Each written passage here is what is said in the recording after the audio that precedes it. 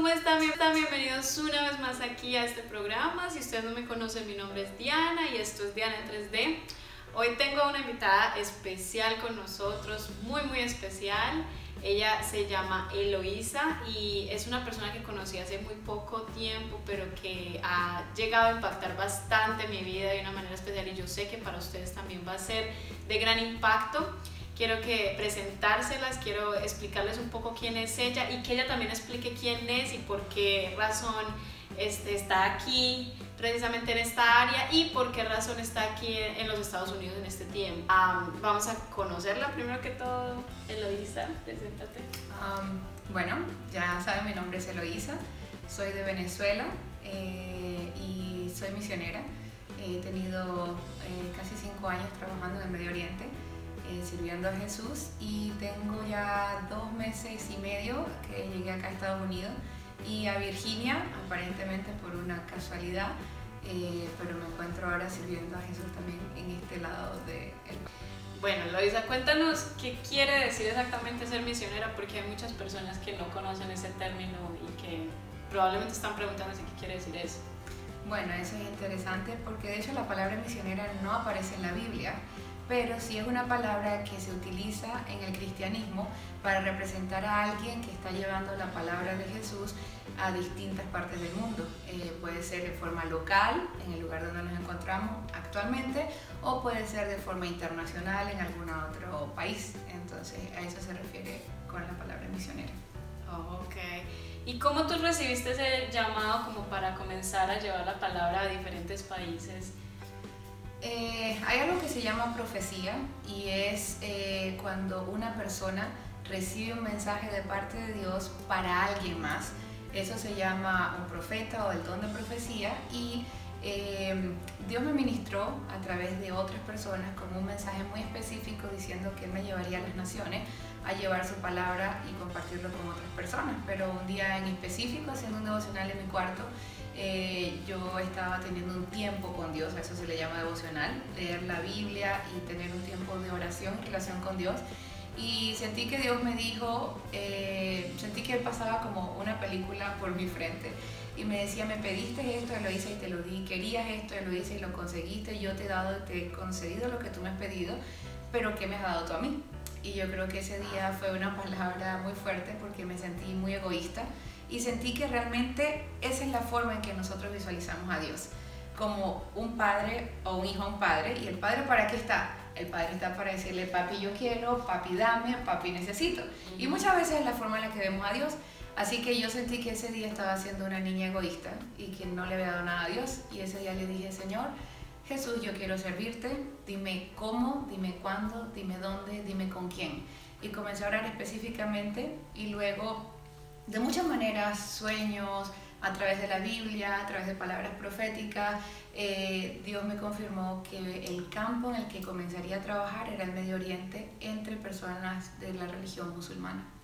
¡Wow! Increíble. Las personas que no saben, ella estuvo en el Medio Oriente por probablemente 4 años y medio de su vida. Y bueno, cuéntanos una experiencia que tuviste allá que te impactó en tu vida personal y en tu vida también como cristiana. Positiva. Puedo decir que estando en el Medio Oriente, normalmente un misionero puede sentir que se va a alcanzar almas para Cristo o a pescar personas, así como Jesús decía que hacía a sus discípulos pescadores de hombres.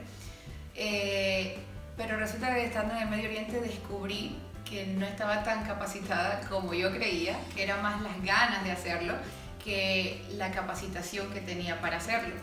Y eso me hizo profundizar el conocimiento más de Jesús.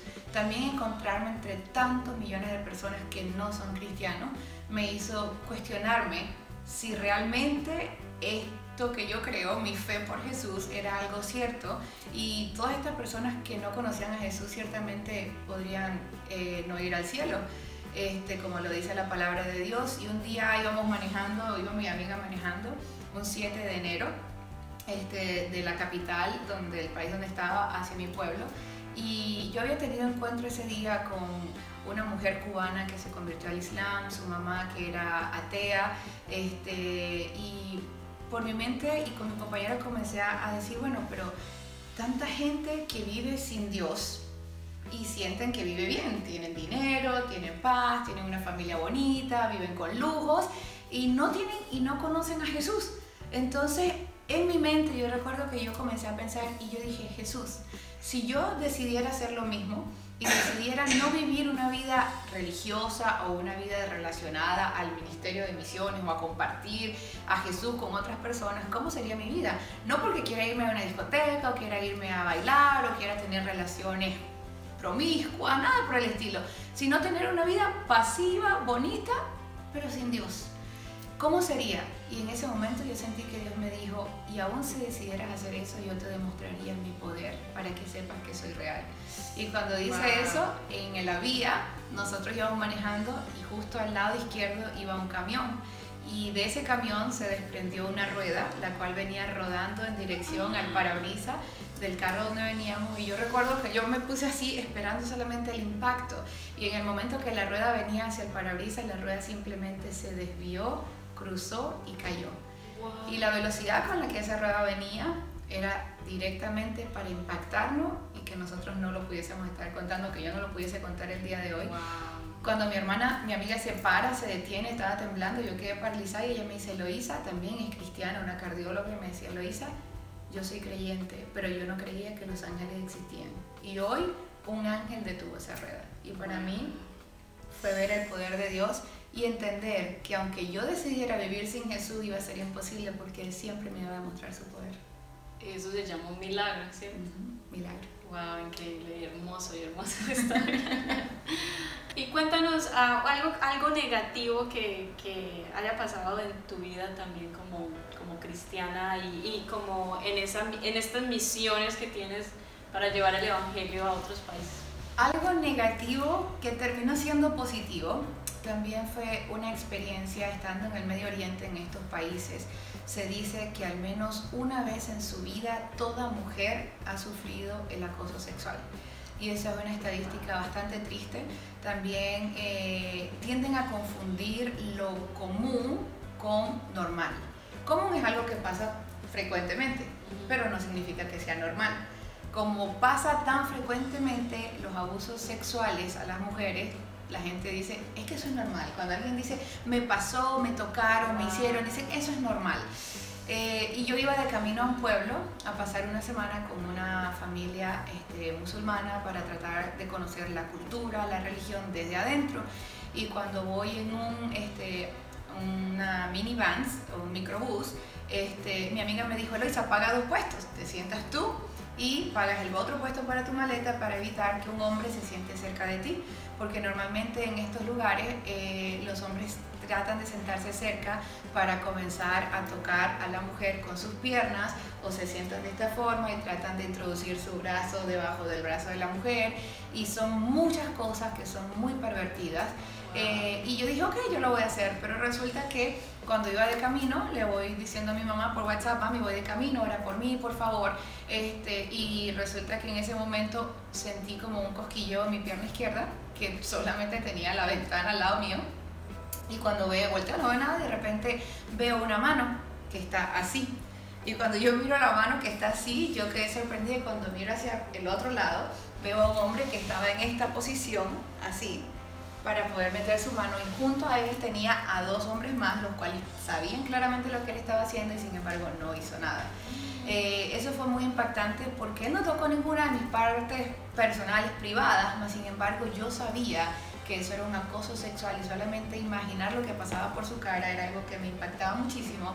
Y ese día fue el primer día en el que yo me vestí con una vestimenta musulmana, es decir, me tapé, me puse un velo, tenía falda larga, tenía blusa larga, no se me veía absolutamente nada. Wow. Y no podía ser como, ay, qué pelo tan bonito, es que su pelo me llamó la atención porque ni siquiera el cabello se veía. Así que yo sentí que era una burla el hecho de estar vestida de esa forma, para decir que eso es modestia. Y normalmente en estos países, cuando las mujeres son acosadas sexualmente, dicen, fue tu culpa. Fue que tú lo miraste, fue que tú dijiste, fue que tú hablaste, pero la mujer siempre es la culpable y el hombre es el pobrecito que fue tentado. En ese momento yo recuerdo que yo oré y yo dije, Señor, ten misericordia de este hombre, porque no sabe con quién se metió. Pero esa misericordia era como decir, quítale la cabeza. Era como, desquítate por mí. No era una oración amorosa, no era una oración de verdadera misericordia, era como de revancha y de justicia. De justicia, justicia por tu hija, Señor. Y cuando yo fui movida dentro de ese vehículo a estar en otro asiento entre mujeres, porque a este hombre lo dejaron allí, yo recuerdo que también pasó algo fuerte, porque cuando yo volteo a ver a este hombre, yo le dije en árabe, entakalba, que significa eres un perro. Y eso fue una ofensa que salió, como quien dice, de lo más adentro, y que obviamente hablando como cristiana no sería el mejor testimonio que uno podría dar. Pero hay un versículo en la Biblia donde Jesús decía que oráramos por las personas que nos maldecían, que amáramos a nuestros enemigos, que bendijéramos a esas personas que nos ultrajaban y que hacían toda clase de males contra nosotros. Y cuando estos pasajes bíblicos se leen, uno dice, ay, qué bonito. Pero cuando se viven, entonces allí es donde viene la parte más difícil, porque yo podría sentir que yo era la víctima, pero cuando yo estaba sentada entre estas dos mujeres que me cuidaron, me amaron, estaban defendiéndome, yo recuerdo que yo sentí la voz de Dios que me dijo, ¿por qué tú estás en este país? Y yo dije, por amor a los musulmanes que quiero que conozcan de ti. Y yo sentí que el Espíritu Santo me dijo, ¿quién está allá atrás? Y yo le dije, un musulmán. ¿Y qué necesita él? Y en ese momento yo pasé de ser la víctima a ser la mala, porque en vez de haber orado por él, en vez de haber pedido verdadera misericordia por su alma, porque obviamente quien hace una cosa como esta tiene una opresión espiritual, tiene una opresión psicológica, tiene un problema, no es una persona normal, y aunque parece la mala, realmente es la persona más vulnerable, porque yo tengo a Jesús, yo tengo paz, yo tengo gozo. Sí me pasó algo feo, algo desagradable, pero realmente quien estaba más necesitado en ese momento era él. Y yo dije, Señor Jesús, perdóname por lo que le dije, perdóname por haberlo llamado perro, perdóname por haberlo ofendido y perdóname incluso por pedir un tipo de misericordia que era más de castigo que de perdón. Así que dije, Señor, yo te pido que seas tú transformando a esta persona, a este hombre. No tuve la oportunidad de volver a hablar con él. Sé que si lo hubiese hecho, muchos me hubiesen dicho que era loca.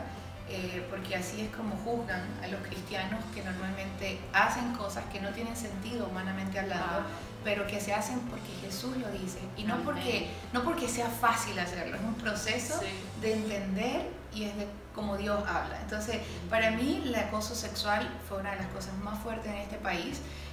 Con lo que se lidia día por día era ver quién venía de tu lado, quién no venía, quién venía atrás, quién se volteó, quién estaba cerca. Pero sin embargo, para mí esa oportunidad, dije al principio que terminó bien, porque yo pude entender que Dios quiere sanar nuestros corazones primeramente. Amén, wow, increíble. Bueno, y para terminar, yo sé que queremos más de ella y queremos saber muchísimas más cosas. Ella tiene muchas más historias que contarnos y para las personas que no la conocen, ella también está disponible para ir a diferentes iglesias. Si ustedes la quieren tener en sus iglesias, contáctense con ella, ahorita nos va a dar su información. Pero antes de que termines, me gustaría que dejaras un mensaje, algo específico que te gustaría, no solamente para las personas que son cristianas, tal vez que tienen un llamado como misioneros, pero también a las personas que tal vez ni siquiera han conocido a Dios, que no saben que Jesucristo es su Salvador. Me gustaría que dejaras dos mensajes, uno para los llamados a este ministerio y dos para las personas que todavía no conocen a Jesucristo. Bueno, para las personas que sienten en su corazón que Jesús los está llamando a servirle, yo les recomiendo que oren específicamente, que sean claros con Jesús. Jesús no quiere a alguien religioso, Jesús quiere a alguien sincero. Que usted pueda orarle y decirle, Jesús, ¿cómo? Ese era mi desafío para Jesús. Cuando yo oraba, yo decía, si tú quieres que te sirva, yo necesito que tú me digas cómo, con quién, cuándo, dónde, porque Él tiene la capacidad y tiene el poder sobrenatural para responder a todas esas preguntas. Pero nosotros tenemos que también ser obedientes, porque muchas veces oramos por puertas abiertas y una vez que la puerta se abre, no caminamos en obediencia o en pos a esa palabra que Dios nos está dando. Y sobre todo, poder conocerlo, porque para poder servirle hay que conocerlo. Y para las personas que aún no son cristianas, yo quiero decirle que el ser un seguidor de Jesús es más allá, es más que una religión, es una relación. No se trata de solamente ir a una iglesia, congregarse, o adorar, o cantar, o aplaudir como locos, porque yo era una de las que se burlaba de los locos y ahora me hice parte de. Pero yo quiero decirles que Jesús es real, que Jesús es Dios encarnado, Jesús es la respuesta de reconciliación del Padre, que una vez que el ser humano pecó, Adán y Eva pecó, Dios dijo, necesito traerlo de vuelta a mí. ¿Cómo hago? Vino Él, se hizo carne, se encarnó, pagó por tus pecados y por los míos. Y la Biblia nos dice que todo aquel que cree que Jesús es el Señor y es el Hijo de Dios y confiese con su boca esto, será salvo. Pero también dice que cómo alguien puede confesar si no ha creído y cómo puede creer si no ha oído. Así que para eso estamos haciendo también este video, para que ustedes sepan que Jesús murió por tus pecados, que Jesús murió para darte vida eterna, que Jesús tiene el poder de cumplir aquel milagro más profundo y más difícil que imaginas en tu vida. Amén. Amén. Muchísimas gracias a Eloisa por estar con nosotros. Qué rico tenerla por acá. Yo sé que ustedes fue para mucha bendición. Ahora cuéntanos dónde te podemos encontrar, dónde podemos comunicarnos contigo, tal vez Facebook o... podría darles mi correo electrónico, que es crossingopendoors@gmail.com. ¿Okay? Porque mi trabajo, el ministerio que realizo, se llama Atravesando Puertas Abiertas en español, Crossing Open Doors en inglés. Ok, perfecto. Entonces ahí la pueden localizar y ustedes ya saben, suscríbanse en este canal. Si cualquier cosa quieren también hablar con ella, yo puedo comunicarme directamente con ella. Muchísimas gracias por ver este programa. Nos vemos muy pronto. Muchas bendiciones. Bye bye.